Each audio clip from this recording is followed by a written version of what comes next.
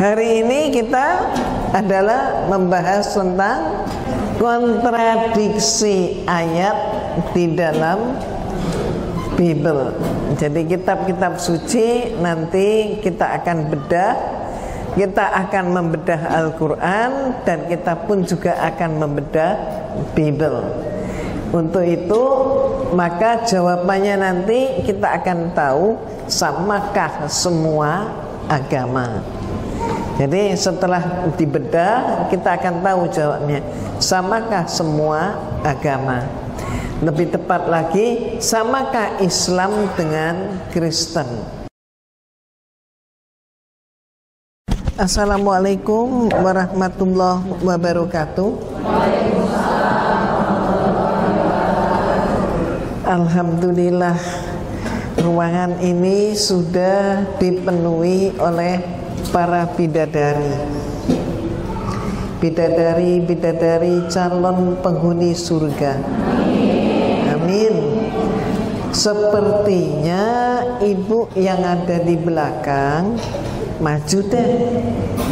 Ini di depan masih bisa nih. Silakan. Jadi nanti kalau ada peserta lagi yang terlambat, nah mereka bisa dengan mudah masuk ya. Ini di sebelah sini masih bisa.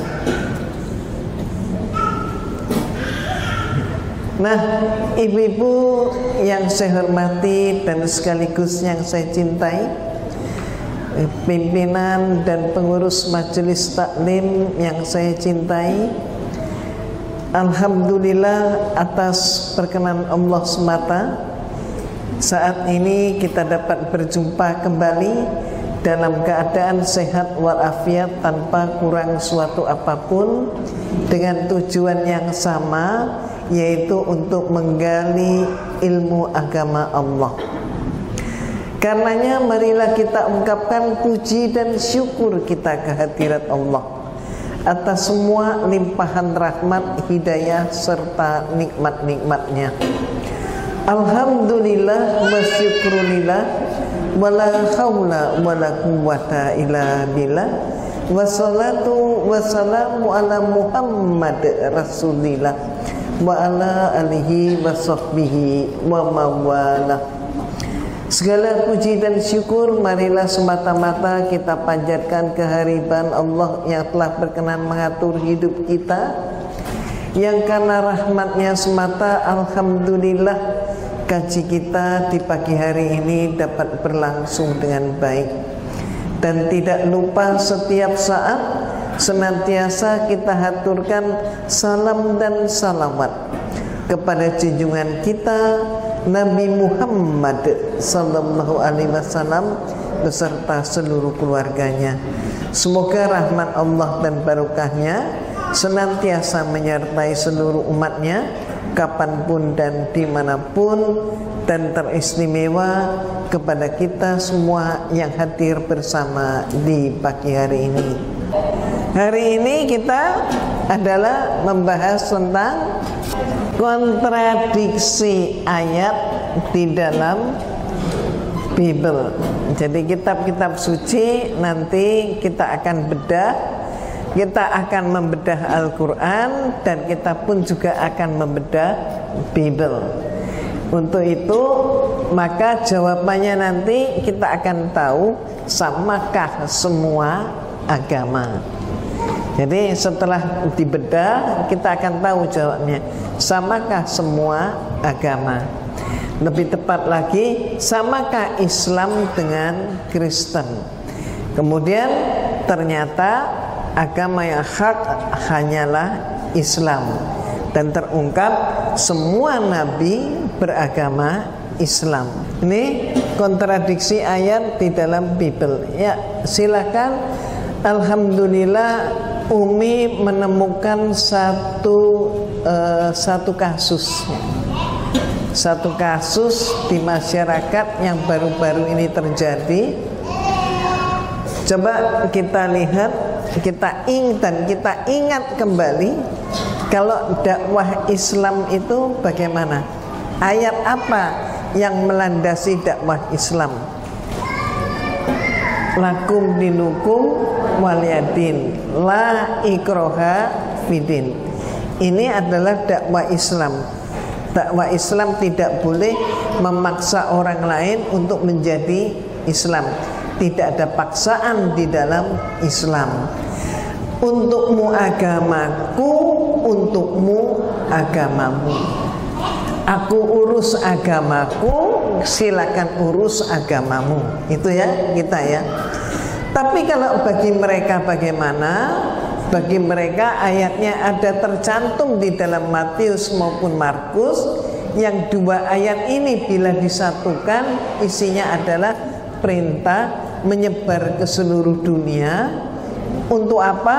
Untuk menginjili seluruh dunia. Nah, ibu-ibu yang saya hormati dan sekaligus yang saya cintai, maka kalau mereka ayatnya beda dengan kita lakum dinukum waliyatin, la ikroha fiddin. Tapi kalau mereka ayatnya dalam Markus dan Matius adalah menyebarlah ke seluruh dunia. Untuk apa? Menginjili seluruh dunia, menjadikan seluruh dunia sebagai muridku katanya. Dan caranya apa? Membaptis seluruh dunia. Ini tujuannya. Jadi apa? Membaptis seluruh dunia. Orang kalau sudah dibaptis berarti jadi apa? Jadi Kristen. Berarti perintah ini adalah perintah untuk mengkristenkan dunia. Betul enggak? Betul kan? Kesimpulannya benar ya? Nah ini yang terjadi. Nah maka ibu-ibu, mohon maaf, ini loh perbedaan dakwah kita dengan mereka. Mereka akan mencapai target apapun caranya. Kenapa? Karena diperintah oleh kitab sucinya untuk apa? Mengkristenkan dunia. Ini bedanya dengan kita. Nah kita harus ngerti. Kalau sudah seperti ini bagaimana kita? Jadi kita harus meningkatkan juga dakwah kita. Jangan sampai, mohon maaf, kita ini kan dapat serangan dari berbagai arah. Termasuk diserang oleh liberalisme, oleh sekularisme yang menyatakan semua agama sama, selesai semua. Kalau sampai pemahaman semua agama sama ya selesai. Maka macam-macam yang mereka lakukan. Ini ya Bu ya, paham? Sampai di sini ya Bu ya. Kita cukup? Lanjut ya. Oke, ayo. Oke, silakan. Kitab suci. Kalau Al-Quran, ada nggak ayat teror di dalam Al-Quran? Tapi kenapa Islam dituduh teroris? Ayo, Umi balik tanya nih. Bu, siapa bisa jawab tolong? Ayo, kita kan dituduh teroris, dituduh agama kekerasan. Nah saya tanya, kenapa kok kita dituduh begitu? Apakah ada ayat teror? Ataukah ada ayat kekerasan? Atau apa jawabnya? Ibu, mohon maaf, saya melatih ibu-ibu untuk kita bisa berdiskusi. Kenapa? Karena ke depan tidak mustahil kehidupan akan lebih sulit daripada ini. Tidak mustahil terjadi masa di mana hadis Rasulullah SAW menyatakan suatu saat nanti menjelang akhir zaman, maka menggenggam Islam itu ibarat menggenggam bara api.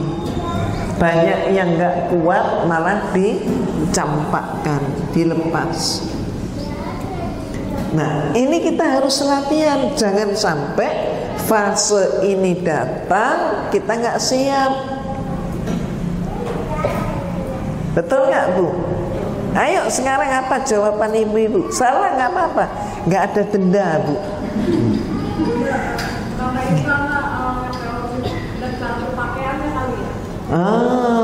Jadi cara pakaiannya kali ya. Sampai-sampai narapidana pun dikasih pakaian muslimah gitu ya. Ya kan? Narapidana itu kan juga selalu dikasih kopiah.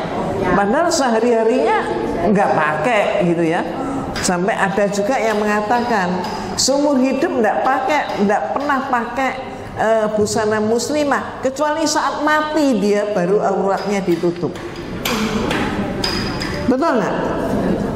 Ada nggak aurat muslimah ketika mati dibuka? Ada nggak? Nggak ada. Nah, semua pasti ditutup. Termasuk mohon maaf Islam agamanya langsung aja disucikan, disolatkan secara Islam. Terus rambutnya dia sepanjang seumur hidup rambutnya tidak pernah ditutup. Tapi ketika mati ditutup nggak rambutnya? Ditutup, gitu ya. Jadi karena apa? Islam itu dicitrakan teroris, citra digambarkan. Jadi citra dibuat pencitraan. Pencitraan pertama apa? Pencitraan pertama adalah ISIS. Sampai-sampai kemudian orang Islam pun menyangka ISIS itu Islam. Terus sampai terjadi rekrutmen ISIS gitu kan. Dipikir apa? Ini keluarga bodoh, nggak ngerti. Nah makanya kita jangan sampai nggak ngerti.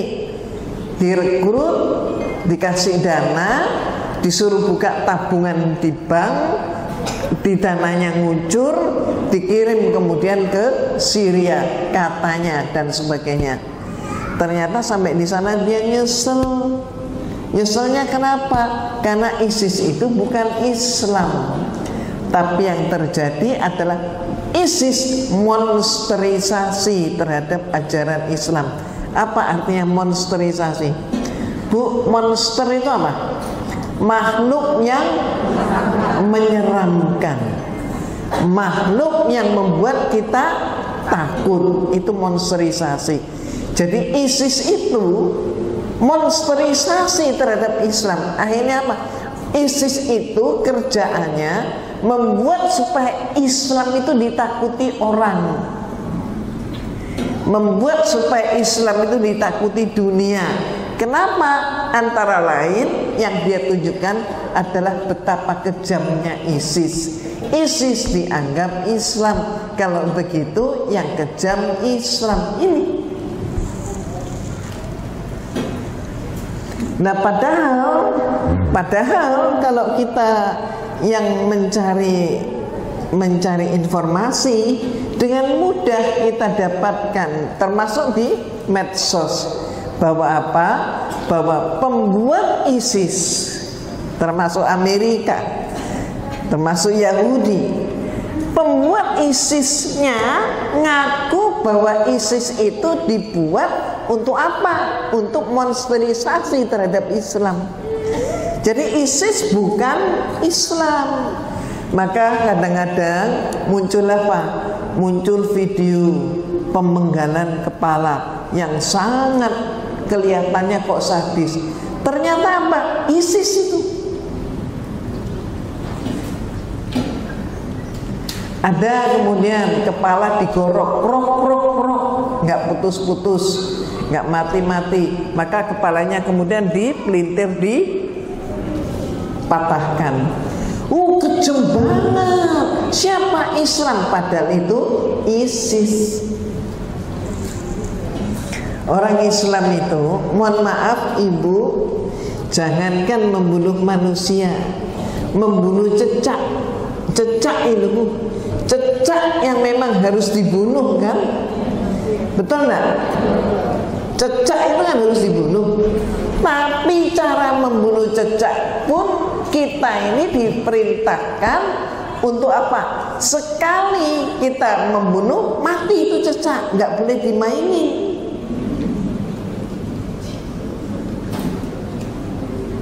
nggak boleh disiksa. Walaupun cecak itu memang harus dibunuh, tapi caranya bunuh pun harus ada aturan. Nah ini ISIS memperagakan bagaimana menyembelih manusia sampai leher dipotong, nggak putus-putus uratnya, terus lehernya ditarik. Nah orang yang nggak ngerti apa, aduh Islam jahat. Nah ini paham nih Bu? Pertanyaannya balik ke sini. Ada nggak ayat-ayat kekerasan dan teror di dalam Al-Quran? Ada nggak? Beneran nih? Ibu yang sudah khatam Quran banyak kan? Banyak. Saya tanya nih yang sudah khatam Quran, ada nggak ayat teror di dalam Al-Quran? Nggak ada. Bener-bener nggak ada. Akibatnya apa Ibu? Akibatnya contoh nih, ada seorang tokoh politik dari negeri Belanda. Dia ketua partai kebebasan. Partai itu kecil, dapat kursi di parlemen cuma 1. Maka sebagai ketua partai, dia ingin partainya besar, dan dia ingin dia pun dan teman-temannya dapat kursi yang banyak. Tujuannya berpartai kan kursi, betul nggak? Halo, Bu, betul? Terus apa yang dilakukan oleh Geert Wilders untuk membesarkan partainya? Dia berpikir, dia simpulkan, untuk membuat partai besar harus pakai terobosan spektakuler. Apa kemudian langkahnya? Yang dia lakukan adalah membuat film, nama filmnya Fitnah. Isi film apa? Isinya adalah betul-betul memfitnah Allah dan Rasulullah. Film itu setelah dia buat, dia bagikan ke gedung bioskop, gak ada yang mau terima. Sampai dari Nederland dia ke Jerman, sampai seluruh dunia gak ada yang mau. Terus bagaimana? Dia gak kurang akal, dia kemudian film itu dibuat DVD. Zaman itu zaman DVD. Terus DVD ini bagaimana? Ditebar seluruh dunia gratis. Gak banyak-banyak, satu dunia diberi katakanlah 50 keping selesai. Maaf, satu negara 50 keping selesai nyebar. Ternyata apa? Isinya Islam itu teroris, Islam itu kekerasan, Islam itu perampok, Islam itu pemerkosa, Islam itu melakukan pedofili, termasuk itulah dilakukan oleh Rasulullah Sallallahu Alaihi Wasallam. Nah, setelah menebar kebencian ini, fitnah itu apa yang terjadi? Benar-benar partainya diminati orang yang benci pada Islam. Akhirnya partainya membesar, terus kursinya banyak. Melihat keadaan seperti ini, sutradaranya dia, Van Gogh, sutradaranya mikir, kan aku yang membuat dia begini, mestinya aku juga bisa buat lebih bagus lagi. Apa kekurangannya Geert Wilders? Itu yang mau dia buat untuk lebih bagus lagi. Apa kekurangannya Geert Wilders? Geert Wilders tidak pernah mencantumkan itu surat apa, ayat keberapa.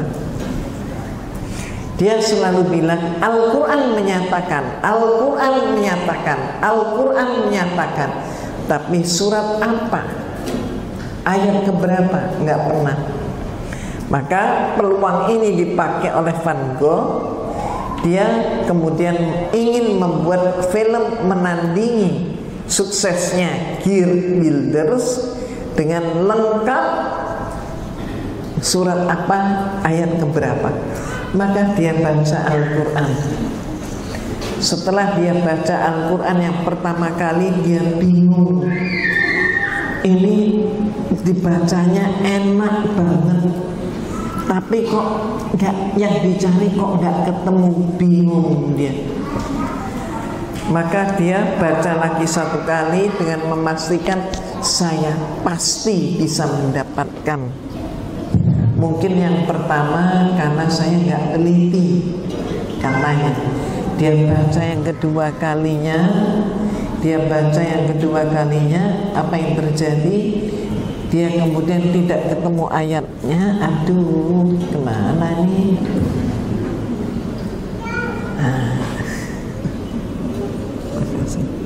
Nah, ini mungkin minta ganti juga. Dia baca lagi yang kedua, apa yang terjadi? Yang kedua ini dia semakin menikmati. Bacaannya enak, bahasanya halus, bijak. Tapi yang dia cari nggak ketemu.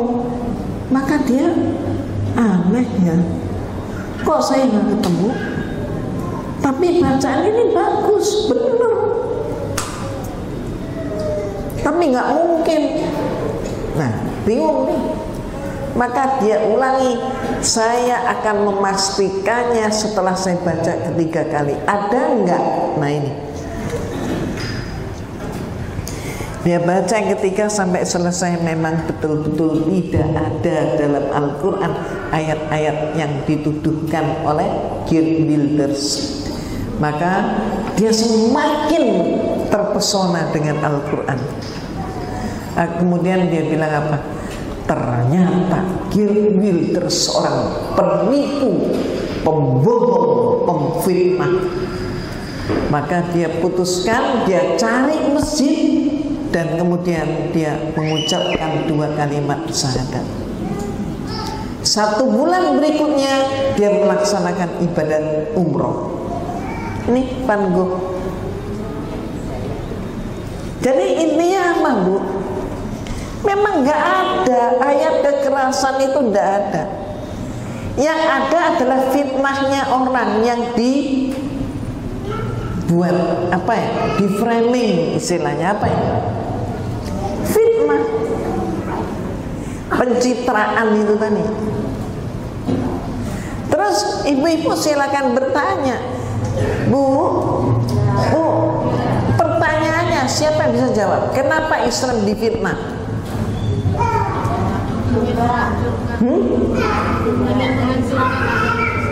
Ya, ingin menghancurkan agama Islam.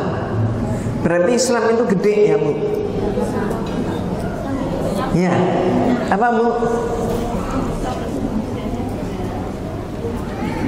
Supaya nggak kuat, supaya hancur. Kenapa kalau Islam hancur, Bu? Karena Islam itu besar dan mereka merasa kalau Islam tidak dihancurkan, mereka akan hancur. Itu. Jadi untuk mereka ini bisa menguasai dunia, maka negeri-negeri Islam harus hancur semua. Maka dihancurin. Penghancuran yang paling murah apa, Bu? Pecah belah. Amerika itu perang Korea, perang Vietnam, waduh, banyak kalah. Harganya mahal. Serdadunya pulang ada yang stres. Tapi perang paling murah, tidak ada nyawa serdadu Amerika yang melayang. Caranya bagaimana? Pecah belah. Nah ini, teori pecah belah ini dipakai. Termasuk di negeri kita hari ini. Jadi ngerti, Bu? Ngerti ya? Kenapa mereka memfitnah Islam?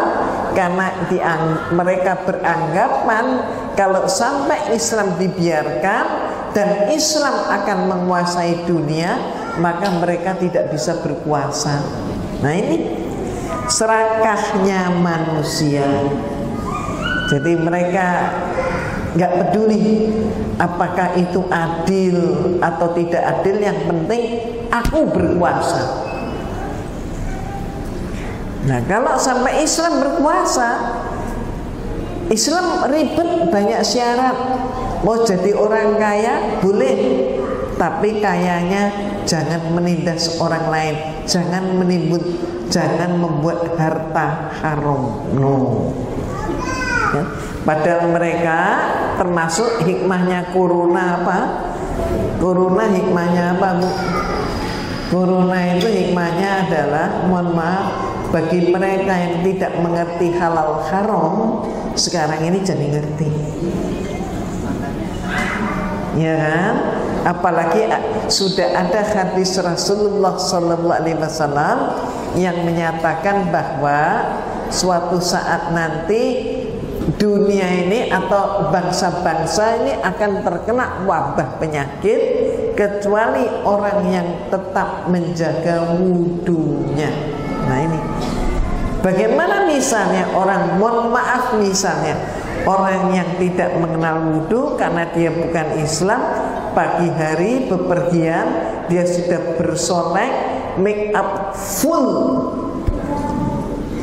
Kira-kira make up full, ikhlas gak wajahnya kena air? Ayo, ya, gimana Bu? Gimana? Tuh ya. Jadi yang nggak kenal maafnya nggak kenal wudu siapa? Mereka. Dan yang kena siapa? Ya mereka. Itu ya. Mudah-mudahan semua ada hikmahnya. Bu, ini kitab mereka. Kalau dalam Al-Quran nggak ada, sekali lagi, ayat teror dan sebagainya. Tapi dalam kitab mereka ada. Mana? Ayo kita lihat. Silakan Ibu, tolong diantara ibu-ibu cantik lahir batin pakai Bible digital, supaya nggak ada fitnah, tiada fitnah diantara kita. Ketemu Ibu? Ketemu? Siapa yang sudah pakai? Ya, oke, silakan langsung baca dari Bible. Ada yang membaca dari Bible, ibu-ibu kemudian lihat sama nggak yang dibaca di situ dengan yang di sini. Berbahagialah orang yang menangkap dan memecahkan anak-anaknya pada anak-anakmu pada Nah tuh Ibu, saya mau tanya, Ibu kaget nggak? Kaget nggak? Kaget. Ini ayat di dalam kitab suci, Bu. Tapi apa? Berbahagialah orang-orang yang menangkap dan memecahkan anak-anakmu pada bukit batu. Coba, serem nggak? Jadi ayat apa ini? Kekerasan. Anak-anak bayi dilemparkan perang. Jadi kepalanya dihantamkan pada bukit batu. Nih korban-korbannya. Dan ini sudah terjadi. Sejarah sudah mencatat. Makanya Ibu, kita perlu ingat sejarah. Orang yang lupa, maka sejarah itu akan dipakai berulang. Oke? Jadi yang tadi dibaca itu Ibu baca Bible. Oke, berikutnya lagi. Mazmur pasal 68 ayat 22. Siapa sudah berhasil buka?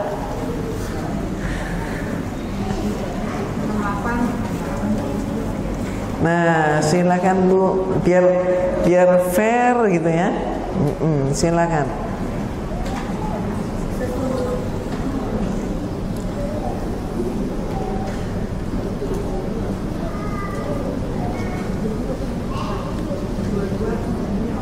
Kemana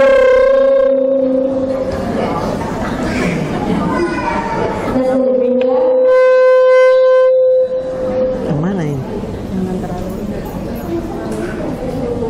Allah menemukan kepala khususnya, tempurung kepala yang mengganggu dari orang yang telah hidup dalam kesalahan-kesalahan.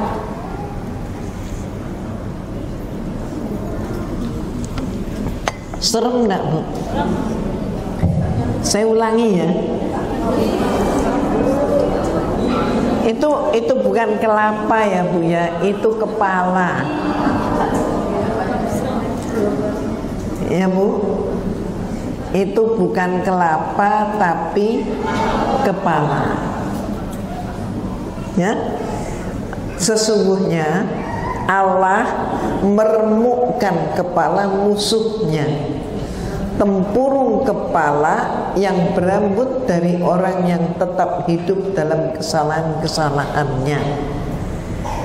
Nah, ini jadi orang yang tidak seagama dengan mereka dianggap adalah orang yang hidup dalam kesalahan-kesalahannya, termasuk peristiwa Inkuisisi di Spanyol, dahulu namanya Andalusia, berubah menjadi Spanyol. Orang Muslim nggak mau masuk agama Kristen, agamanya Isabella dan Ferdinand suaminya, maka orang ini peristiwa di Bosnia Kosovo. Nih. Oke, ini ada di dalam kitab suci mereka. Berikut lagi, silakan.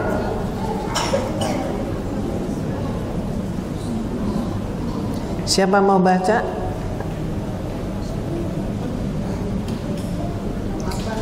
Silakan ibu-ibu yang lain melihat, mendengarkan yang dibaca apakah sama dengan tulisan yang di depan.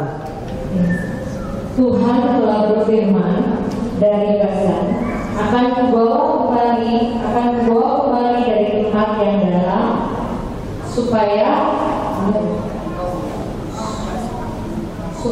engkau membasuh kakimu dalam darah dan lidah anjing-anjingmu mendapat bagiannya daripada musuh. Ini yang bilang siapa? Kitab suci mereka. Ada nggak seperti ini dalam Al-Quran? Tidak ada.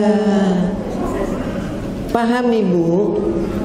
Ini tidak mustahil ibu-ibu akan berhadapan dengan anak-anak muda, dengan remaja, karena mereka menyatakan mereka agama cinta kasih. Islam itu kekerasan. Ternyata cinta kasihnya mana? Kalau ayatnya bunyinya kayak begini. Kalau Islam itu kekerasan yang mana? Ayat-ayatnya demikian indah, ayat-ayat yang suci, ayat Allah yang agung. Nah, beda nggak antara Alkitab dengan Bible? Beda. Beda banget gitu loh. Iya kan? Oke, lanjut lagi.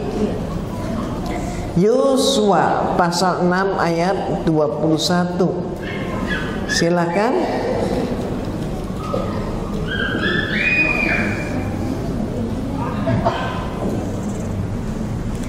Jangan dekat-dekat.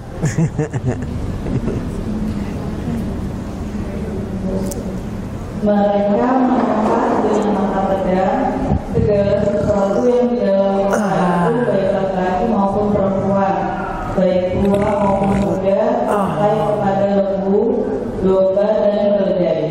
Ya, sementara ini yang beredar itu kan fitnah. Awas, jangan sampai pemimpin Islam memimpin negeri ini. Kalau pemimpin Islam yang memimpin, maka nanti semua orang diharuskan masuk Islam. Laki-laki semuanya disunat katanya, perempuan semuanya dipoligami katanya. Nah sekarang kita buktikan ternyata justru di dalam kitab mereka ada ini. Apa ini? Inilah perang dalam pengertian mereka. Jadi kalau Islam, perang itu tidak boleh membunuh orang tua, laki-laki maupun perempuan, tidak boleh membunuh anak-anak, tidak boleh membunuh atau menghancurkan, merusak yang namanya sekolah, rumah sakit, itu nggak boleh. Tempat ibadah nggak boleh. Tapi ternyata mereka apa? Menumpas dengan pedang semua yang ada di dalam kota, laki, perempuan, tua, muda, sampai kepada lembu, domba, keledai. Yang ngomong siapa? Bukan Al-Quran. Yang ada ini justru di kitab mereka. Harapan saya, ibu-ibu, nanti kalau ada orang yang menjelek-jelekkan Al-Quran, ibu bisa jawab. Inilah perlunya pengetahuan dan ilmu yang kita nikmati. Sekarang Bu, kalau Islam dijelek-jelekkan, ibu nggak boleh diem. Ingat pesan saya. Menurut sahabat Ali bin Abi Thalib, suatu negeri rusak bukan karena banyaknya orang jahat, tapi karena diamnya orang baik. Jadi kita ini terkena ayat Allah, katakanlah yang hak itu hak, yang batil itu batil. Ya Bu. Oke, next slide, lihat lagi. Apa Bu? Nah, perintah memperkosa. Ada nggak dalam, kita kan tanya diri kita dulu. Ayo, dalam Al-Quran ada nggak? Beneran nih? Sungguh?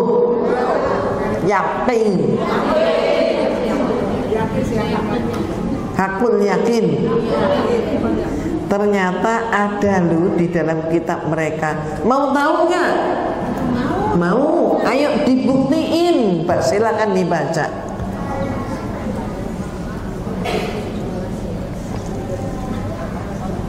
Maka sekarang bunuhlah semua laki-laki di antara anak-anak mereka dan juga semua perempuan yang pernah bersetubuh dengan laki-laki, haruslah kamu bunuh.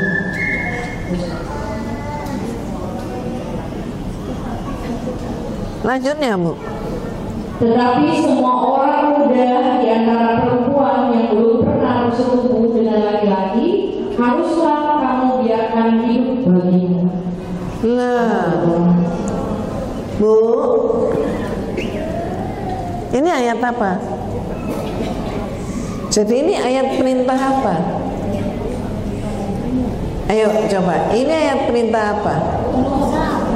Pertama adalah ayat perintah membunuh, termasuk bukan hanya laki-laki, termasuk anak-anak dan juga perempuan.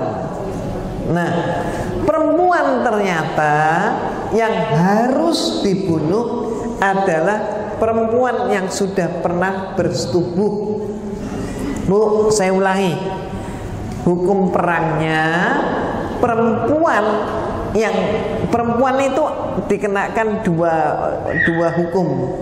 Perempuan ada yang harus dibunuh, ada yang dibiarkan hidup. Siapa yang harus dibunuh? Perempuan yang sudah pernah bersetubuh. Perempuan yang masih gadis itu untukmu. Untuk siapamu? Untuk serdadu. Bu, Ibu, pertanyaan saya, Ibu nggak mau tanya, saya tanya. Bu, tolong saya dijawab. Ini perang, ya Bu ya. Bagaimana caranya mengetahui dalam kondisi perang zaman itu bahwa si A, B, C ini masih perawan gadis D, E, F, O sudah pernah dipakai. Caranya gimana?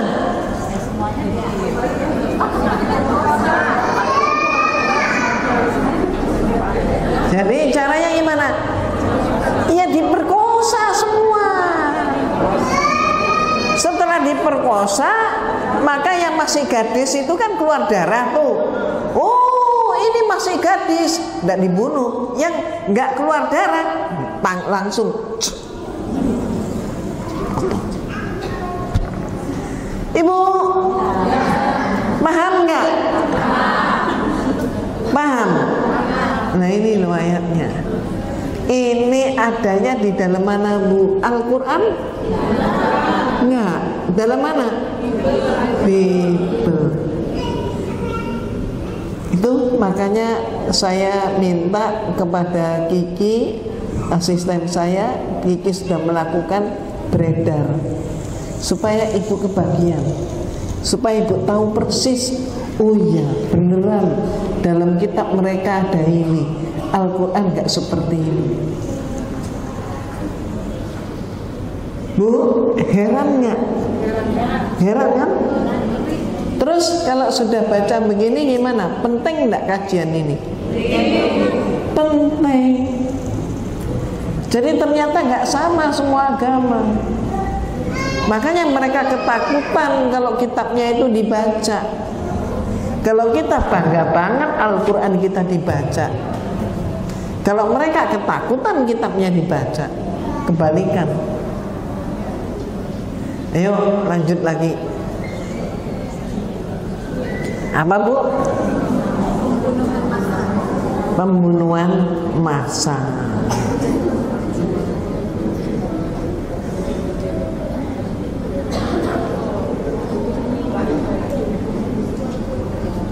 Jadi pergilah sekarang, kalahkanlah orang Amalek, tumpaslah segala yang ada padanya, dan janganlah ada belas kasihan kepadanya. Bunuhlah semuanya, laki-laki maupun perempuan, kanak-kanak maupun anak-anak yang menyusu, lembu maupun domba, unta maupun keledai. Ini ayat ini pernah dipakai untuk mengobarkan semangat perang, semangat membunuh orang-orang Kristen di Ambon. Maka Ambon berdarah pas Idul Fitri. Masih ingat Ibu? Ibu-ibu yang seusia saya ingat semua ya. Yang lebih muda juga ingatnya. Ingat peristiwa itu. Ini yang dibaca. Dikatakan oleh pendeta, orang Amalek itu orang Islam. Maka jadi pergilah sekarang, kalahkanlah orang Islam, tumpaslah segala yang ada padanya, janganlah ada belas kasihan kepadanya, bunuhlah semuanya, laki-laki maupun perempuan, kanak-kanak maupun anak-anak yang menyusu, lembu maupun unta ataupun maupun keledai. Ayat ini pernah dibaca begini. Maka orang Islam pakai baju putih-putih bagus-bagus, pulang dari sholat Id langsung dibunuh oleh mereka. Itu di Ambon. Tapi berita-berita seperti ini ternyata orang Islamnya sendiri, kitanya ini loh, kitanya penyakit lupanya tinggi. Ya kan? Penyakit lupanya tinggi. Jadi seolah-olah nggak pernah terjadi apa-apa. Lalu ya akibatnya seperti ini. Padahal mereka pernah melakukan dan akan selalu melakukan. Kenapa? Ini ayat dalam kitab suci mereka. Paham Ibu? Paham? Oke, berikutnya lagi. Coba, kita ini dituduh menghancurkan tempat ibadah. Antara lain contohnya apa? Kasus di Bogor, Gereja Yasmin. Masih ada ibu-ibu yang ingat kan? Kasus Gereja Yasmin itu orang Islam di negeri kita seringkali nggak dengar. Kasusnya nggak dengar, tapi luar negeri dengar. Jadi mereka ini, pendeta-pendeta ini lebih lapor ke luar negeri daripada dalam negeri. Lalu luar negeri menekan ke Indonesia. Tapi kalau sekarang tidak perlu. Di dalam negeri pun, contoh ada perempuan menyengat non muslim, ya Bu ya, kafir, masuk ke Masjid Al-Munawwaroh di Sentul, tetangga saya, ya, bawa anjing, anjingnya dilepaskan di masjid, di karpet. Saya aja cari onar. Dia yang mulai pencak silat sama marbot, ditangkap. Dia ke situ naik mobil, bawa anjing. Terus kemudian ditangkap, dia HP-an. Terus sama polisi gimana? Dianterin pulang. Terus kemarin putusan sidang apa? Beberapa hari yang lalu putusan sidang apa? Bebas murni. Kenapa? Karena dinyatakan putusan sidang perempuan ini depresi.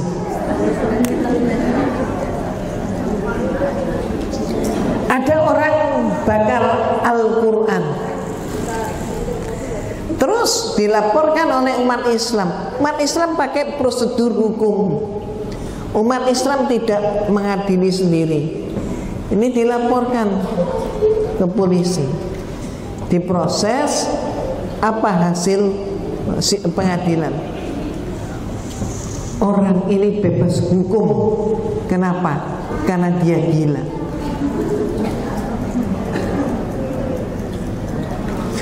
Oh, ternyata orang gila di negeri kita banyak, ya. Kalau corona nggak ada di Indonesia. Corona baru ada setelah IMF memberikan dana talangan untuk corona. Baru ngaku Indonesia supaya dapat apa? Dana IMF.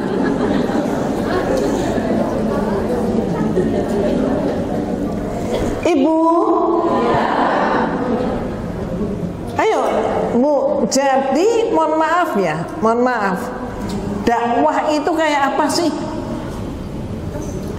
Jangan disimpulkan dakwah itu hanya ceramah, berceramah dan mendengarkan ceramah. Bukan hanya itu. Dakwah itu adalah juga bagaimana sikap kita, perilaku kita menghadapi situasi seperti ini, termasuk apa? Pemurtadan yang terjadi. Bu, saat ini mohon maaf, kita benar-benar harus mengambil hikmah. Ayo melakukan amal soleh sebanyak-banyaknya. Kita nggak boleh diem. Diem itu sahabat Ali bin Abi Thalib menyatakan setan bisu. Setan Bu, tapi bisu, makanya diem. Ya? Yuk berikutnya lagi. Oh, ini belum dibaca atau sudah dibaca? Nah, silakan. Ada lagi nih.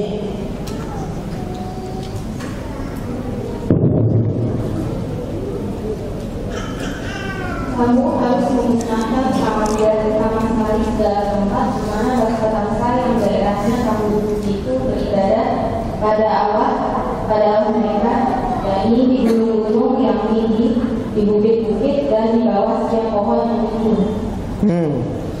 Jadi orang yang tidak seagama dengan mereka, maka orang itu harus dibunuh, harus memusnahkan sama sekali segala tempat, ya, tempat ibadah yang tidak sama dengan mereka harus dimusnahkan.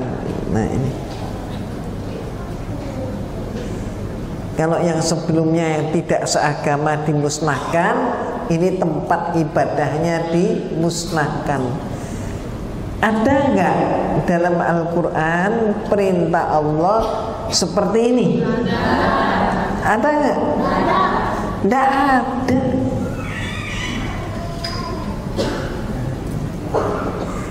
Malah sejarah mencatat ketika Sultan Salahuddin Al-Ayyubi memenangkan pertempuran dengan pasukan Salib, ketika mereka itu kalah, para kesatria Salib itu kalah, apa yang terjadi? Rakyat orang, yaitu orang-orang kafir itu, rakyat daripada pasukan Salib itu justru bersorak. Loh, kok bersorak? Bersorak karena apa? Bersorak atas kekalahan, mohon maaf, ningrat mereka. Kenapa? Karena mereka sangat menderita di bawah kepemimpinan Salib. Menderitanya bagaimana? Pajak terlalu tinggi, sampai seseorang harus menyerahkan anak perempuannya pada pasukan Salib karena tidak mampu bayar pajak.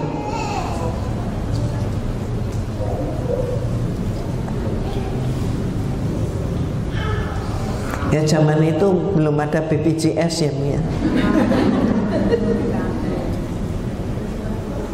Ini terjadi pajak yang tinggi sampai apa? Pemimpin mereka, pembesar dari orang-orang pangkat mereka, ya, pasukan itu kalah. Ini rakyatnya sorak-sorai. Itu yang terjadi. Mereka apa? Mereka pun melihat dan menyaksikan sendiri bagaimana orang Islam itu jauh dari perangai para pemimpin mereka. Jadi mereka bersorak-sorak di situ. Nah,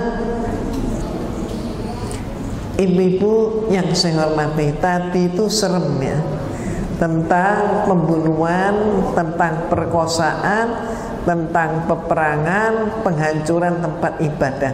Sekarang ada lagi nggak isi Bible yang lain? Ada. Apa isinya? Ternyata isinya adalah apa, Bu? Terus kemudian sebelum buka ini, saya ingin dulu, Ibu, ada nggak ayat porno di dalam Al-Quran? Ada nggak ayat porno dalam Al-Quran? Ada nggak? 3 kali ibu-ibu menyatakan tidak ada. Memang tidak ada. Maka ibu lihat betapa bahayanya salah berpikir akibat teman-teman yang mengitarinya. Pernah ada seorang tokoh agama Islam di negeri kita yang menyatakan, dalam Al-Quran juga ada ayat porno. Yang mana? Itu menyusui sampai 2 tahun. Lu susu.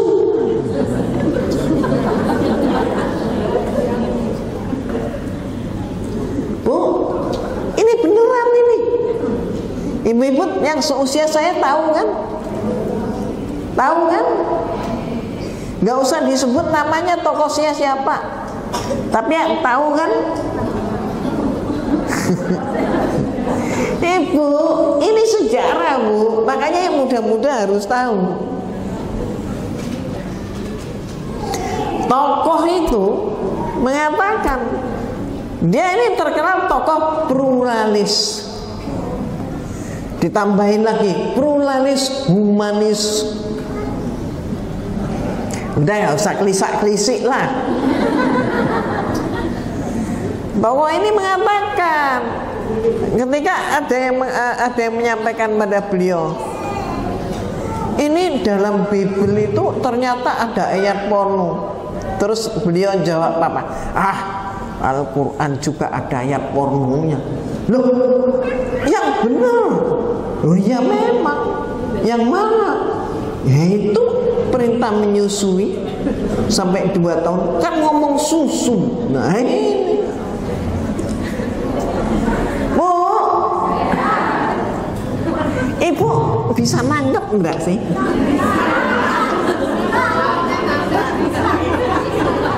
Bisa. Saya kok ngelihat wajah ibu, mata ibu kadang ada yang matanya kok heran gitu. Ya? Aneh. Nah, tapi ini nyata. Gitu kan? Makanya ibu, bahaya banget loh. Salah mikir itu bahaya banget.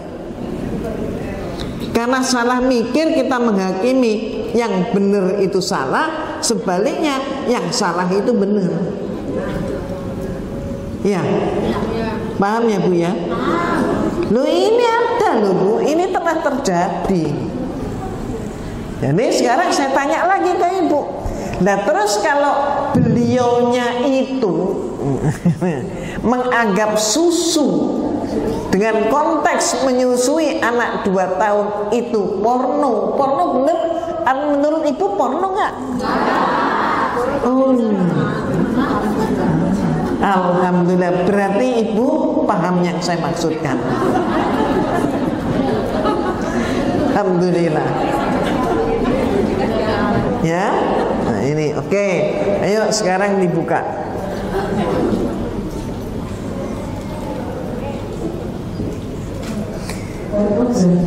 Dia adalah sebuah karangan untuk orang dewasa, bukan hanya karena halaman-halaman seksualitasnya, tetapi karena jenis masalah yang muncul di seputar seks manusia. Pernyataan dari Pastor Bruno Maggioni. Jadi Ibu, yang ngomong ini bukan saya, tapi tuh Pastor Don Bruno Maggioni. Nah, omongan pastor ini bener enggak? Karena pastor lu yang ngomong. Coba kita cek sekarang. Silakan. Dia membuat banyak sekali pornografi, perzinahan, pertenggelan, perkosaan, lesbian, homoseksual, persetubuhan, pelacuran, persundahan, dan incest. Semuanya diungkap dengan terang-terangan dengan detail yang sangat vulgar. Fakta-fakta seksual yang diceritakan dalam Bible sesungguhnya amat jelas. Penggambaran fakta-fakta seksual secara langsung maupun metamorfora ini cukup mengkhawatirkan sendi-sendi keagamaan, nilai-nilai peradaban dan moralitas sangat tidak pantas untuk dibaca anak di bawah umur. Next.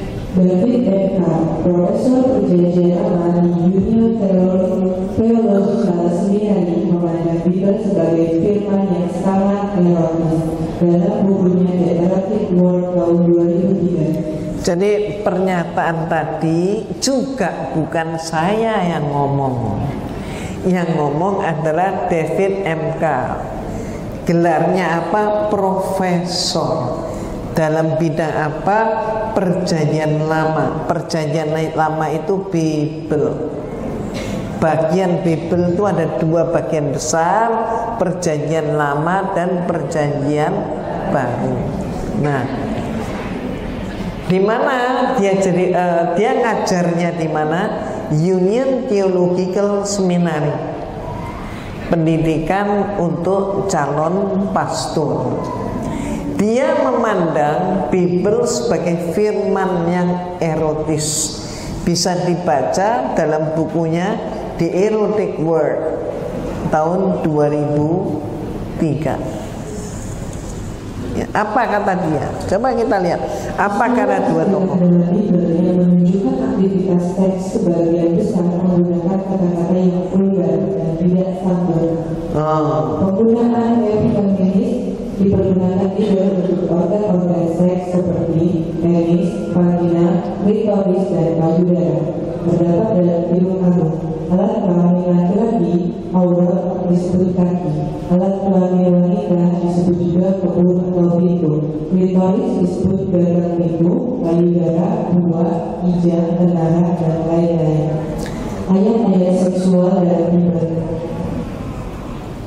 Jadi paham ya yang tadi ya, Ki nggak usah cepet-cepet semuanya perempuan. Coba putar lagi, biar nggak salah paham ya. Jadi artinya apa Ibu?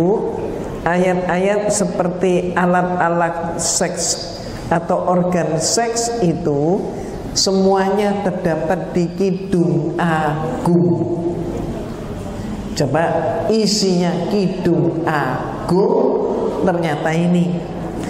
Maka nanti kalau Ibu dengar ada istilah kaki ya atau aurat, maksudnya apa? Maksudnya alat kelamin laki-laki. Terus kalau Ibu dapat istilah nanti kebun atau pintu, oh itu alat kelamin wanita. Kalau nanti Ibu baca ada tulisan gagang pintu, oh itu klitoris. Terus kalau ada istilah buah atau kijang atau menara, oh maksudnya itu payudara. Paham ya? Oke, next. Silakan.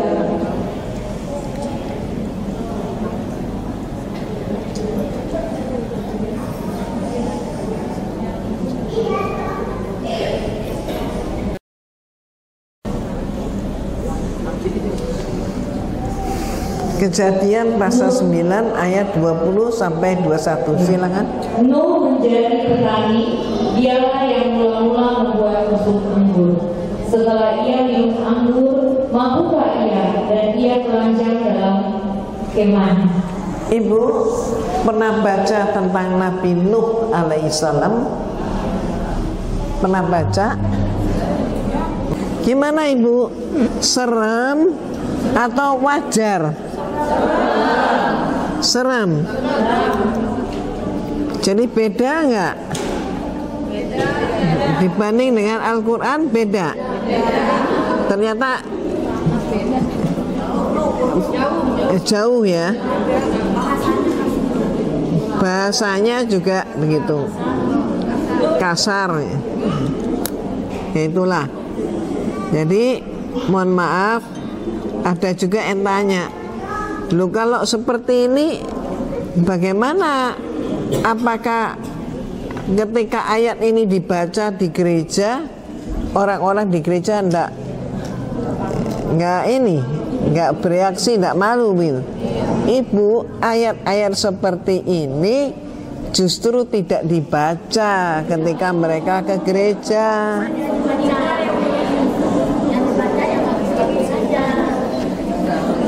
Jadi kenapa? Karena maaf yang punya budaya khataman itu cuman umat Islam, yaitu khatam Quran. Mereka nggak ada khatam Bible. Itu bedanya ya Bu ya. Maka kemudian apa aja pertanyaannya ya Bu ya? Apa aja yang dibaca di gereja? Yang dibaca di gereja itu diambilkan yang baik dan bagus saja. Jadi seringkali mereka ini memunculkan ayat yang sama berulang untuk waktu-waktu di dalam setahun. Ada timnya yang merumuskan, dan mereka bisa dipastikan tidak pernah misalnya seperti kita tiap hari baca berapa ayat dari depan sampai belakang, dari Al-Fatihah, Al-Baqarah sampai sesurat An-Nas. Mereka enggak lompat-lompat.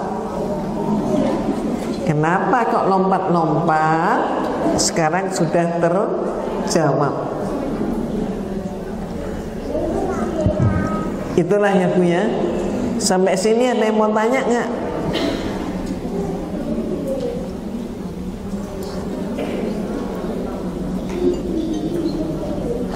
Ya, silakan. Para pastor kalau kita kan berdakwah ya, kalau mau khotbah itu berarti yang dibutuhkan ayatnya itu aja atau Iya. atau mereka mengarang? Ngarang dan itu aja. Ayatnya ayat tertentu itu, yang kemudian berikutnya apa? Yang ngarang. Jadi setiap mau khotbah mikir karangan dulu dong. Iya. Maka seringkali ini ya, khotbah itu ternyata isinya laporan pembangunan.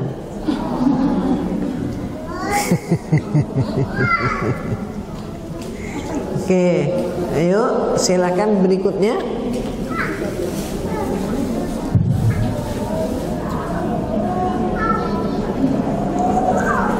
Berkatalah Abraham kepada hambanya yang paling tua dalam rumahnya yang menjadi kuasa atas segala kepunyaannya.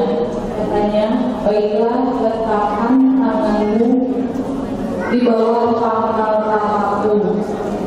Nah ini, jadi ini adalah periode zaman Nabi Nuh. Kalau kita menyebutnya Nabi Nuh, lengkapnya Nabi Nuh alaihi salam. Kalau mereka seringkali cuman manggil namanya saja. Jadi seperti ini disebut apa? Nuh, gitu ya. Maka demikian pula Nabi Ibrahim alaihissalam, mereka sebutnya Abraham. Nah ini, jadi Nabi Ibrahim dinyatakan ini memerintahkan kepada hambanya, letakkanlah tanganmu di bawah pangkal pahaku. Jadi ngapain? Udah gak bener kan? Masa hamba perempuan disuruh meletakkan tangan di bawah pangkal paha? Udah gak bener kan? Mohon maaf, Umi mau tanya, akhlaknya Nabi Nuh menurut Al-Quran bagaimana? Baik, terpuji. Betul nggak? Yang nggak baik siapa? Yang nggak baik siapa? Yang nggak baik siapa? Ya. Tapi Nabi Nuh sendiri seorang yang baik. Betul? Nabi Ibrahim pernah nggak seperti ini?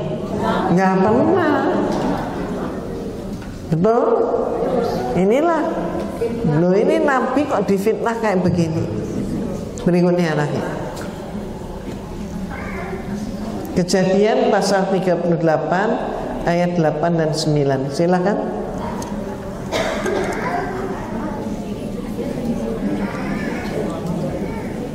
Lalu berkatalah yang Yehuda kepada Onan, hampirilah istri kakakmu itu, kawinlah dengan dia sebagai ganti kakakmu, dan bangkitkanlah keturunan bagi kakakmu. Tetapi Onan tahu bahwa bukan ia yang mempunyainya, keturunannya nanti. Sebab itu setiap kali ia menghampiri istri kakaknya itu, ia membiarkan maninya terbuang supaya dia jangan memberi keturunan kepada kakaknya. Iya.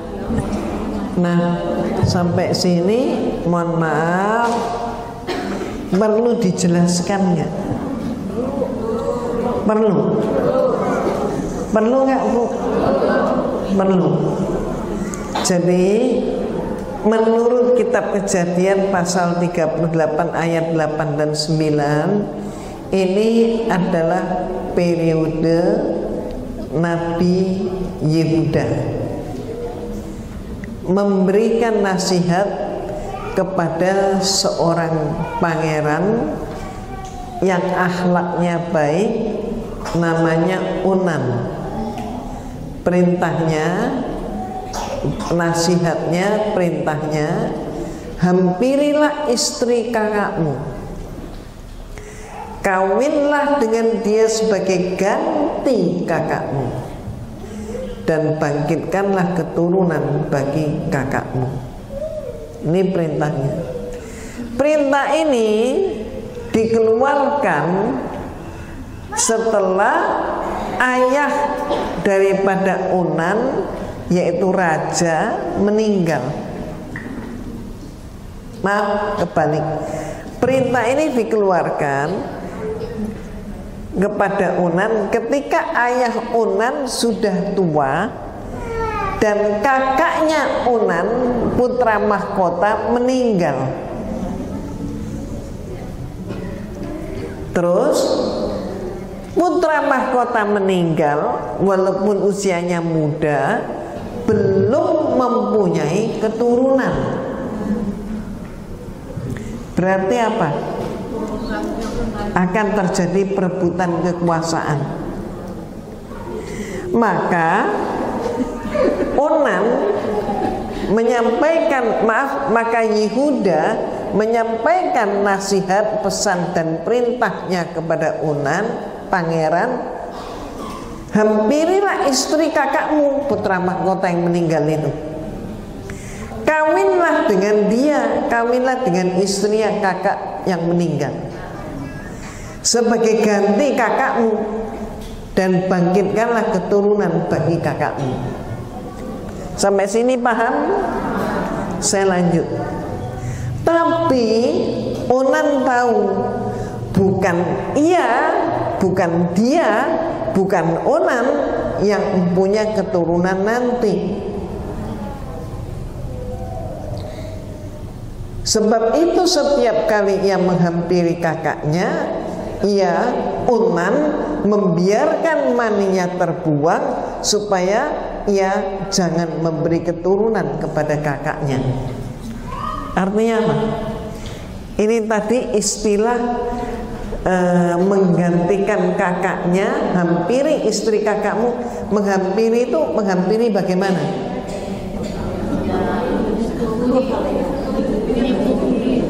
Ya, menyetubui istri kakaknya. Statusnya sebagai apa? Suami istri bukan? Bukan. Berarti ini perintah apa? Berzina. Paham ya? Berarti seorang nabi memerintahkan pangeran untuk berzina. Alasannya apa?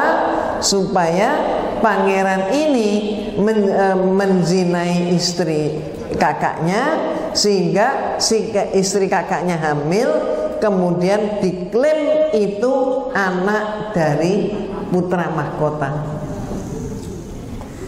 Nah, Onan mikir, anak ini nanti kan bukan anaknya dia.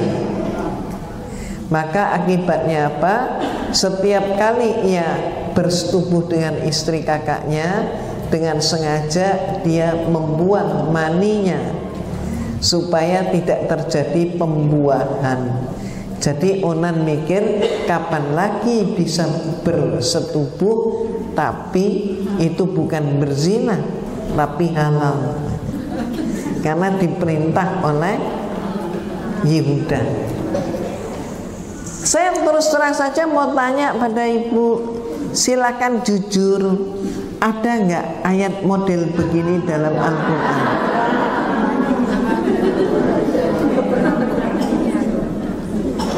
Ada nggak?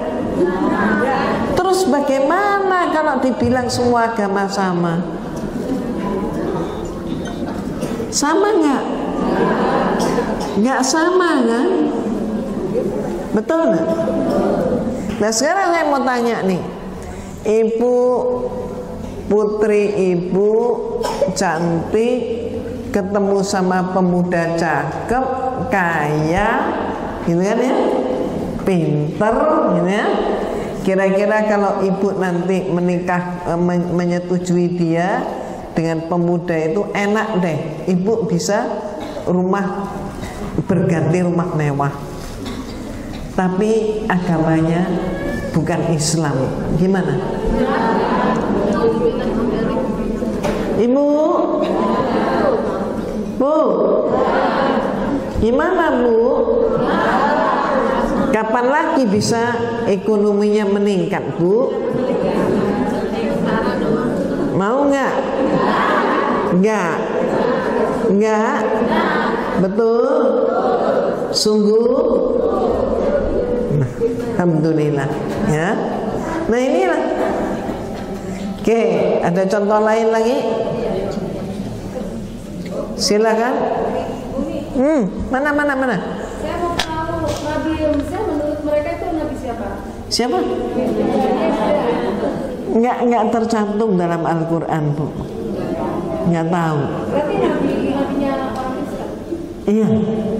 Kan berarti pamangannya. Jadi nggak ada, Bu, dalam Al-Quran ya. Terus lanjut. Mana? Mana? Oh iya. Istilah onan itu dari mereka. Yes, right. Jadi istilah onan itu kemudian oleh kedokteran diambil menjadi onani. Oh.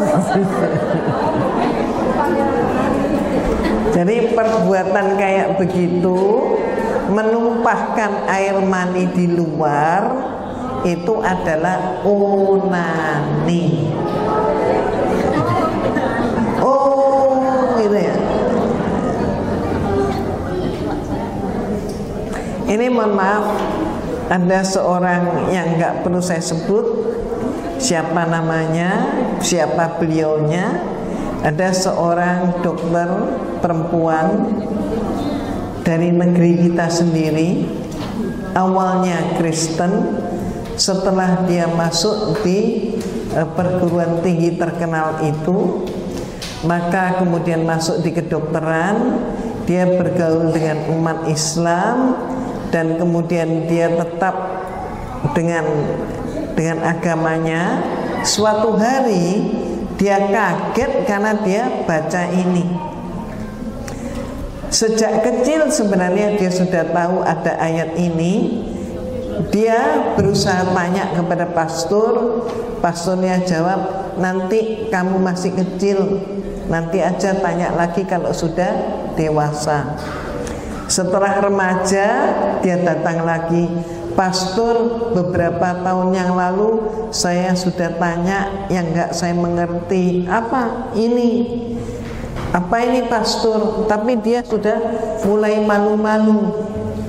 Terus apa kemudian pastor mengatakan, 2 tahun lagi kan kamu dewasa, 2 tahun lagi kamu akan paham, nggak perlu tanya saya. Benar, setelah dia dewasa, dia malu banget adanya ayat ini. Dan kemudian dia semakin pelajari, ternyata semakin dia pelajari, akhirnya dia mendapatkan hidayah Allah. Ternyata agama yang dia ikuti itu nggak benar, maka dia pun memilih Islam karena tahu perbedaan 2 kitab itu. Paham, Bu? Makanya seluruh dunia ini, kalau ibu-ibu melihat dengan seksama, meneliti dengan seksama, orang masuk Islam itu rata-rata karena mereka itu kuat pemikirannya. Orang keluar Islam, pikirannya kalah dengan perutnya.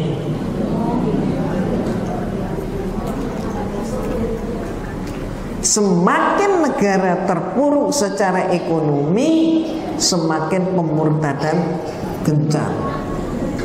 Kenapa? Memenuhi perut. Ini yang terjadi. Paham, Ibu? Lanjut ya. Silakan.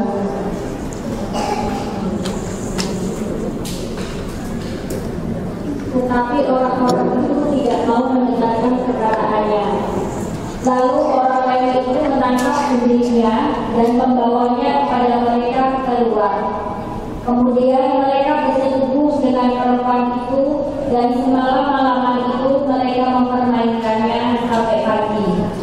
Barulah pada waktu fajar menyingsing mereka melepaskan perempuan itu. Seru nggak? Jadi ini ceritanya pemerkosaan beramai-ramai. Jadi ada orang Lewi itu satu golongan di kalangan Yahudi. Itu adalah golongan yang disebut ahli kitab menurut mereka. Jadi kalau Hindu berarti Lewi itu ibaratnya seperti kasta kesatria. Nah ini adalah ahli kitab. Nah ini mereka ini adalah begal, perampok, kemudian menangkap orang Lewi dengan rombongannya. Lalu kemudian orang Lewi itu menyatakan, jangan kau tangkap aku nggak bawa harta apa-apa, padahal dia bawa harta. Tapi dia bilang, aku cuman bawa gundikku. Kalau kamu mau, kamu nggak perlu bunuh aku, ambil aja gundikku, silakan kamu pakai, gitu. Terus kemudian benar dipakai gundiknya, bersetubuh dengan perempuan itu semalam-malaman, mereka mempermainkannya sampai pagi. Baru setelah fajar menyingsing mereka melepaskan perempuan itu. Loh, apa ada perintah kayak begini dalam Al-Quran? Anjuran pun tidak ada. Betul? Seperti itu. Malah terjadi, mohon maaf, yang sebaliknya. Di dalam peristiwa, dalam hadis tercatat tentang Bani Kainuqa. Insya Allah ibu-ibu banyak yang tahu peristiwa Bani Kainuqa, yaitu apa? Seorang muslimah dengan sengaja ini jilbabnya diikatkan pada, dia jualan di pasar, terus ada orang Yahudi melihat barang dagangannya dia, tawar-menawar. Ketika perempuan ini berdiri, ini jilbabnya disangkutin di pohon, terus perempuan itu berdiri, akibatnya gimana? Lepas. Karena lepas dia teriak malu, kan itu kelihatan rambutnya, kelihatan auratnya, teriak malu. Ketika dia teriak, ada pemuda muslim yang datang. Kamu kenapa? Diapain? Tonjok. Habis ditonjok, kemudian bagaimana? Terjadi perkelahian. Sampailah akhirnya apa yang terjadi? Rasulullah kemudian dilapori peristiwa ini, dan bagaimana Rasulullah sebagai pemimpin umat Islam, ternyata Rasulullah vonisnya adalah diusir Bani Kainuqa dari Mekah. Lu itu pemimpin. Jadi Rasulullah nggak membiarkan kaum perempuan itu terdolimi. Kehormatan perempuan itu sangat terjaga dalam Islam. Mohon maaf, saya juga nggak pakai cadar, tapi saya tahu persis, seperti juga ibu-ibu tahu, bagaimana banyaknya orang nyinyir karena cadar. Betul nggak? Sampai instansi nggak menerima orang yang pakai cadar. Sekarang ternyata mereka bukan hanya pakai cadar, tapi pakai apa? Masker. Loh ya enggak? Ya enggak? Betul kan? Dulu banget sama Al-Quran. Sekarang malah orang Islam sembahyang Jumatan mereka ikut nimbrung apa? Minta tolong doakan kami, tolonglah kami wahai Tuhannya orang Islam, ya. Benar nggak? Nah ini loh. Oke, ini silakan. Ibu, ini panjang ya. Ini panjang. Silakan ibu-ibu nanti baca sampai ayat 10 tambah ayat 20. Selainnya silakan buka YouTube sendiri, lihat baca di YouTube. Ya. Karena panjang. Tolong dibaca ayat 1 sampai 10 tambah ayat 20. Silakan.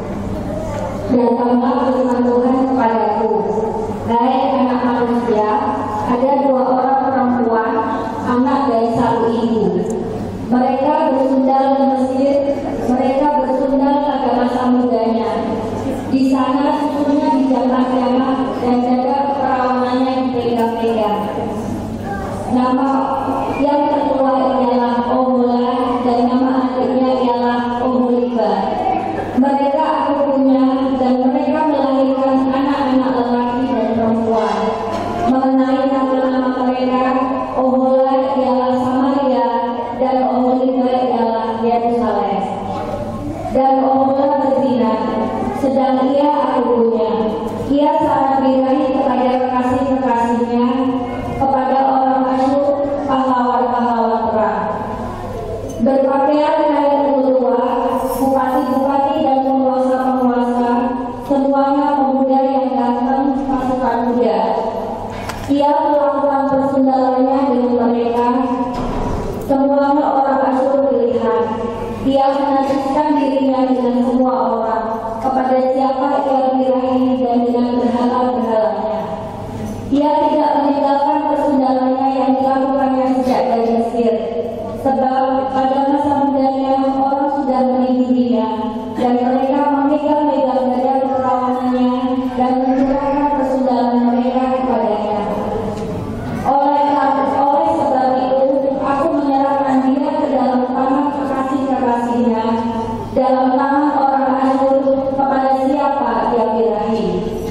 Mereka meninggalkan auratnya, anak-anaknya lelaki dan perempuan ditangkap, dan ia sendiri dibunuh dengan pedang. Dengan demikian namanya dipercakapkan di antara kaum perempuan, sebab hukuman telah dijatuhkan atasnya. Ayat 20. Ia birahi kepada kawan-kawan yang bersundal, yang auratnya seperti aurat keledai dan zakarnya seperti zakar kuda. Ibu, jujur ya, ada nggak dalam Al-Quran ayat begini?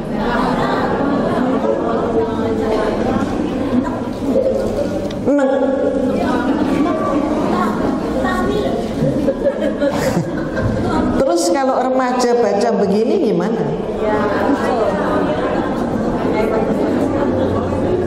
Betul nggak?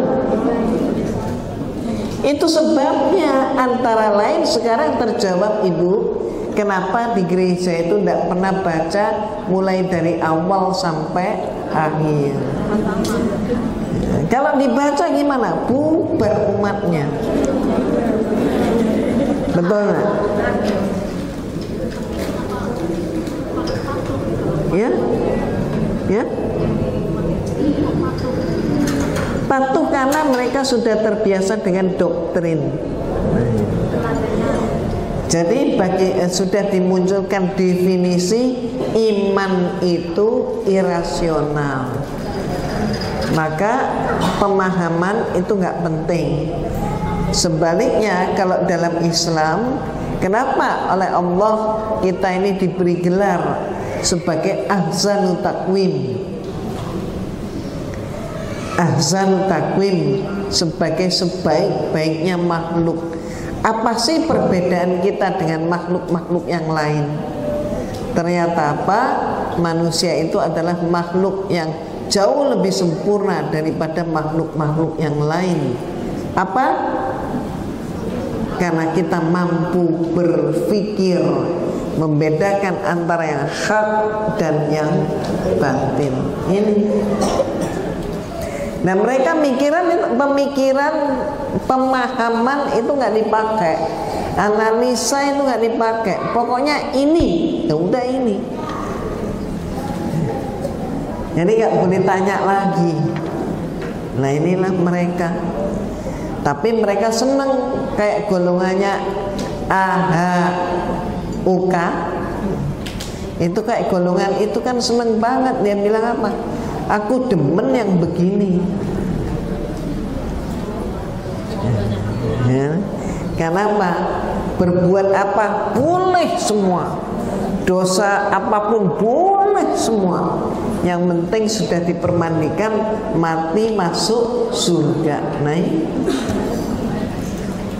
bagi orang yang senang mabuk, bagi orang yang senang berzina, bagi orang yang senang berselingkuh, bagi orang yang senang berjudi, bagi orang yang senang menganiaya, membunuh, langsung dia ada yang jamin, dosanya dijamin, dia nggak kena, mati langsung masuk surga. Loh, siapa yang nggak senang? Yang nggak senang adalah orang berpikir. Tapi orang yang nggak berpikir semuanya senang, gitu kan? Ya itulah. Ya, oke. Yuk, ini sudah. Berikutnya. Oke. Kesempatan untuk tanya jawab ada 10 menit. Silakan Ibu, mic-nya.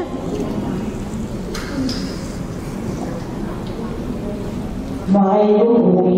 Saya mau bertanya, andaikan ada seseorang keluar dari Islam, lalu saya bertanya, kenapa kamu keluar dari Islam? Kamu kan berarti murtad. Gak apa-apa, agama sama aja kok. Apakah saya harus menerangkan ayat-ayat yang menyerangkan itu tadi ke teman saya?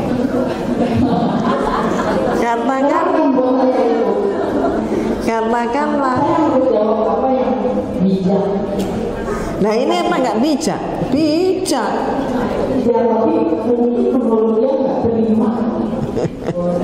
Kalau nggak terima suruh keluar aja Bu dari agamanya. Iya kan? Kalau dia nggak terima, dia suruh keluar aja dari agamanya. Kamu nggak terima, ya udah kamu harus keluar dari agamamu. Kamu nggak terima. Terus kenapa sudah dikatakan seandainya ada salah satu umat atau Kristen yang keluar yang menjadi mualaf, hilang satu, kenapa hilang dua?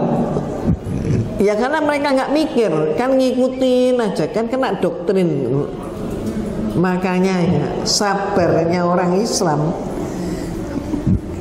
Orang Islam itu sampai disebut domba yang sesat, ya kita diem aja, nggak urusan gitu loh. Karena yang menyebut itu mereka, bukan Allah. Tapi merekanya sendiri itu kok mau jadi domba gitu loh. Iya kan? Aneh kan? Nah, domba itu gimana Bu? Kalau sudah digembalakan ya ikut gembalanya kan? Ya itu. Jadi seorang yang sudah Kristen, right or wrong, ya ikut gembala. Makanya mohon maaf, sampai ada kasus pendeta sudah berapa belas tahun Bu melakukan percabulan? Berapa? 17 tahun nyabulin anak-anak kecil ya Bu ya. Nyabulin anak-anak kecil di Surabaya. 17 tahun gitu loh Bu. Puluhan anak baru terungkap, langsung ditutup. Walaupun sudah sampai polisi, walaupun setanah air tahu, walaupun sedunia tahu, langsung nih ditutup bersih. Itulah zaman kita sekarang. Itu emang. Jadi Umi saya menjelaskan ke teman saya itu, kalau saya bilang kamu nggak tahu sih ini ayat ini kok lu tahu bisa gitu kan, karena saya ini kajian Umi takutnya terjadi perdebatan apa ya? Nah, apa Bu? Jadi gini loh Bu ya. Ini saya juga menyampaikan kepada Ibu, ini memang apa yang saya sampaikan ini pasti mereka nggak seneng. Kenapa kok nggak seneng? Karena mohon maaf, rahasia mereka kan terbuka. Betul nggak? Betul kan?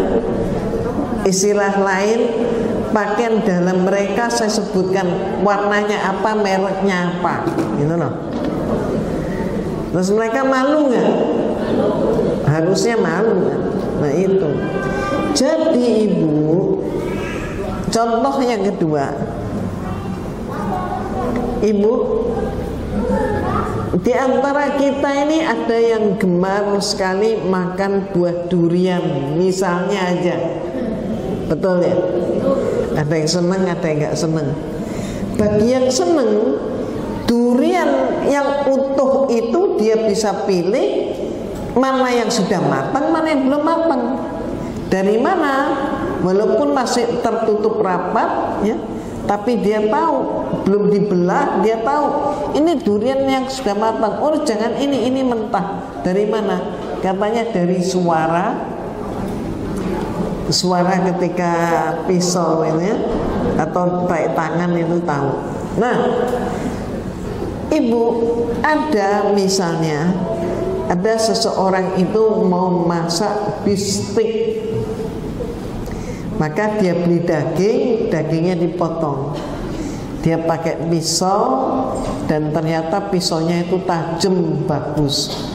Kalau zaman saya dulu pisaunya itu cap mata, stainless bagus.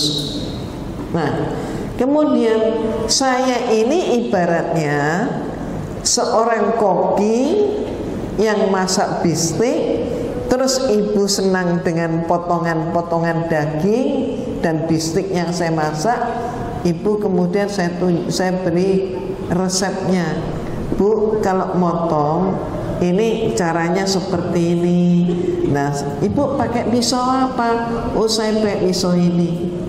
Terus kemudian Ibu bilang ke orang-orang yang kenal sama Ibu, kalau kamu mau membuat bistik yang enak, ini bumbunya, ini pisaunya.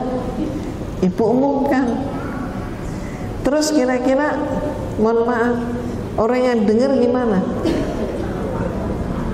Ya, orang yang dengar, terutama yang punya toko pisau, seneng banget. Tapi yang pesaing bisnis nggak seneng banget, betul nggak? Itu yang terjadi kan? Nah sama Ibu, materi yang saya berikan ini bagi kita sangat manfaat, tapi bagi mereka ini dianggap sangat mengemaskan. Paham Bu? Nah sekarang yang saya minta adalah, saya ini metode saya nggak senang, mohon maaf, berdebat seperti apa? Seperti adu jangkrik. Ngerti adu jangkrik Bu? Itu saya nggak mau begitu. Saya mencurahkan ilmu saya kepada Ibu, maka Ibulah kemudian yang mampu berperan seperti saya. Jadi ketika ini sudah saya serahkan, jangan Ibu lagi, ya kalau kamu nggak percaya kamu tanya aja sama Bu Irena. Ya jangan begitu. Paham Bu? Paham kan? Jadi bukannya karena saya nggak berani menghadapi dia, bukan. Tapi mohon maaf Bu, kapan kita mempunyai barisan yang kuat? Betul nggak? Masalahnya di situ. Kita ini pejuang. Saya ngasih Ibu pedang, ibu belum apa-apa sudah bilang, "Hei, saya pakai pedang ini, saya dibagi pedang ini." Mereka siap-siap tuh. Ya kan? Jadi ibu kalau sudah terima ilmu dari saya, dalam menghadapi mereka, ibu nggak perlu lagi bilang saya ini muridnya ini, saya ini dengerin pengajian ini, nggak perlu. Ibu pakai cara yang elegan, yang indah, bagus. Ibu bilang, saya ini dim-dim begini, saya ini seorang peneliti loh. Saya ini hobi saya membaca loh. Coba mana kitabmu? Itu loh Bu. Terus dia bawa kitabnya.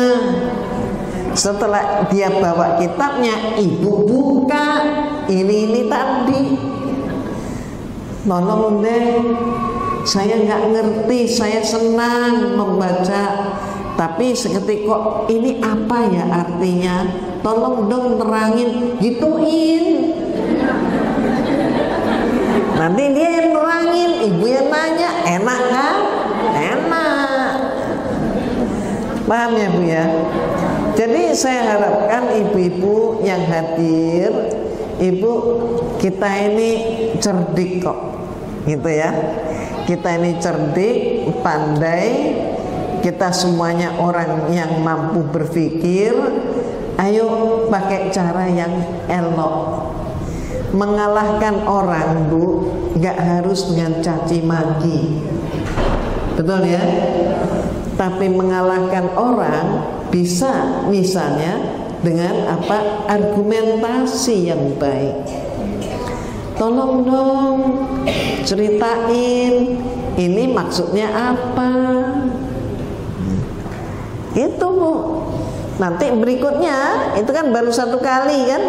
Kemungkinan dia akan bilang, kamu tanya ini ya. Iya, saya kok baru tahu. Kemungkinan besar begitu. Kok saya baru tahu? Ini apa benar? Loh, ini kan kitabmu sendiri.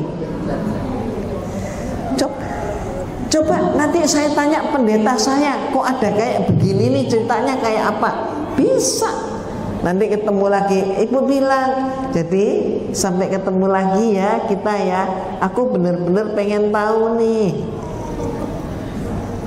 Dia ketemu lagi sama ibu bulan depan. Ketemu, ibu tanya lagi.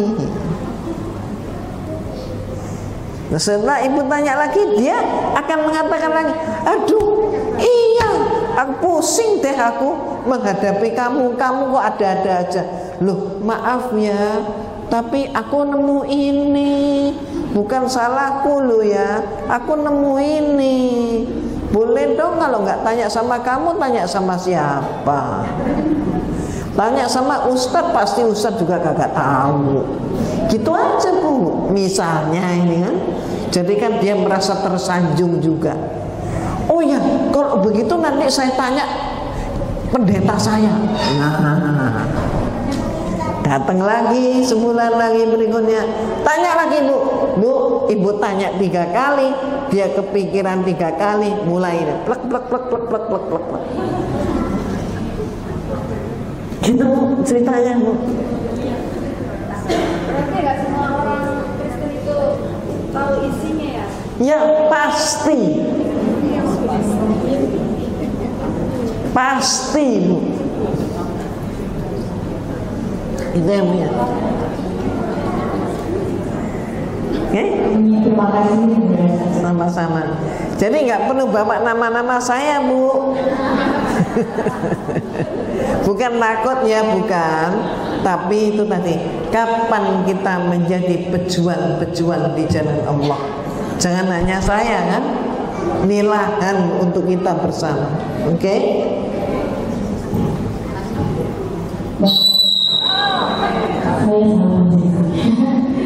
Baiklah, alhamdulillah ya Ibu, hari ini kita dapat lagi ilmu yang bermanfaat, penting sekali ya, yang penting sekali kita untuk ikut kajian ini.